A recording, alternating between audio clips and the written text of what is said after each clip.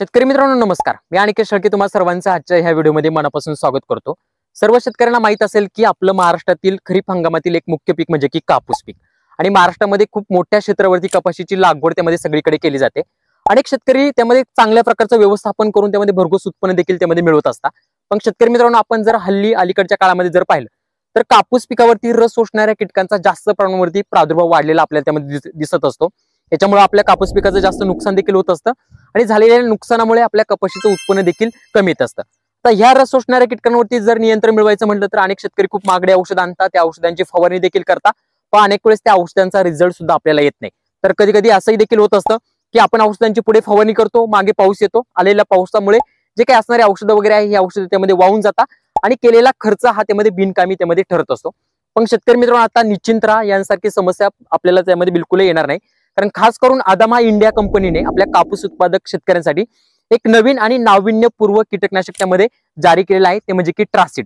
शेतकरी मित्रांनो ट्रासिड ह्या औषधामध्ये दोन त्यामध्ये सक्रिय घटक आहे, एक त्यामध्ये डायफेन्थुरान आहे आणि स्पिनोटोरॉम आहे. हे दोन्ही घटक त्यामध्ये आपल्या कापूस पिकामध्ये आढळणारे जे काही रस शोषणारे कीटक वगैरे आहे याच्यावरती दीर्घकाळ नियंत्रण मिळवून देण्यासाठी त्यामध्ये काम करत असतात. ट्रासिडचा वापर प्रामुख्याने आपल्या कापूस पिकामध्ये येणारी त्यामध्ये पांढरी माशी असेल किंवा फुलकिडे असेल किंवा त्यामध्ये तुडतुडे असेल यांसारखे जे काही असणारे कीटक वगैरे आहे यांच्यावरती दीर्घकाळ नियंत्रण मिळवून देण्याचं काम त्यामध्ये ट्रासिड करत असतं. ज्यावेळेस आपण ट्रासिडची फवारणी आपल्या पिकावरती करत असतो, ही फवारणी केल्यानंतर जे काही असणारे कीटक वगैरे आहे हे ट्रासिडच्या त्यामध्ये संपर्कामध्ये येत असतात, औषधाच्या संपर्कामध्ये येत असतात आणि संपर्कामध्ये आल्यानंतर जे काही कीटक वगैरे आहे हे त्यामध्ये पॅरालिसिस होता आणि त्याच्यानंतर मरण पावले जातं. अशा पद्धतीने ट्रासिड आपल्या कापूस पिकामध्ये आढळणारे जे काही रस शोषणारे कीटक वगैरे आहे त्यांच्यावरती नियंत्रण त्यामध्ये मिळवून देतं. शेतकरी मित्रांनो ट्रासिडचे एवढेच फायदे नाही तर ट्रासिडचे भरपूर फायदे आपल्याला त्यामध्ये पाहायला मिळतात. जसं की ट्रासिड आपल्या कापूस पिकामध्ये येणारे जे काही रस शोषणारे कीटक वगैरे आहे यांच्यावरती नियंत्रण मिळवून देतं, पण हे नियंत्रण त्यामध्ये दीर्घ काळासाठी त्यामध्ये मिळून देतं. म्हणजे जास्त करून आपल्या कापूस पिकामध्ये लवकरात लवकर रस शोषणाऱ्या कीटकांचा प्रादुर्भाव झालेला पहिली गोष्ट पाहायला मिळत नाही. एक दुसरा याचा फायदा असा, जर ट्रासिडची जर आपण फवारणी केलेली असेल आणि 2 ते 3 तासानंतर जर पाऊस आलेला असेल तर बिलकुल सुद्धा जे काही असणारं औषध वगैरे आहे आपलं ट्रासिड हे आपल्या कापूस पिकावरून वाहून जात नाही आणि जरी पाऊस आलेला असेल तरी सुद्धा आपल्याला रिझल्ट त्यामध्ये चांगले पाहायला मिळत असतात. तसंच शेतकरी मित्रांनो ट्रासिडच्या वापरामुळे आपल्या कापूस पिकामध्ये आढळणारे जे काही मित्र कीटक वगैरे आहे हे मित्र कीटक सुद्धा पूर्णपणे सुरक्षित राहतात. मित्र कीटकांना कुठल्याही प्रकारचा धोका त्यामध्ये पोहोचला जात नाही. आणि अजून एक खास फायदा म्हणजे ट्रासिडच्या फवारणीमुळे आपल्या कापूस पिकामध्ये हरितद्रव्य जास्त प्रमाणामध्ये वाढलं जातं. असे अनेक फायदे आपल्याला ट्रासिड फवारणीचे त्यामध्ये पाहायला कापूस पिकामध्ये मिळत असतात.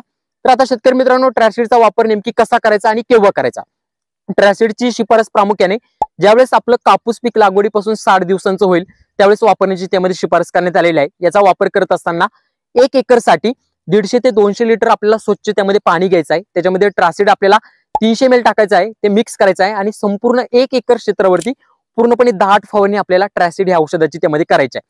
याच्यामुळे तुम्हाला आपल्या कापूस पिकामध्ये आढळणारे जे काही रस शोषणारे कीटक वगैरे आहे याच्यावरती दीर्घकाळ नियंत्रण त्यामध्ये तुम्हाला पाहायला मिळेल. तर शेतकरी मित्रांनो इथून पुढे लक्षात ठेवा, जर तुमच्या कापूस पिकामध्ये रस शोषणाऱ्या कीटकांचा जास्त प्रमाणामध्ये प्रादुर्भाव आलेला असेल आणि जर तुम्हाला नियंत्रण मिळवायचं असेल तर ट्रासिड ह्या औषधाचा त्यामध्ये नक्की वापर करा आणि तुमच्या बाकीच्या शेतकऱ्यांना सुद्धा ट्रासिडचा वापर करायला नक्की सांगा. धन्यवाद.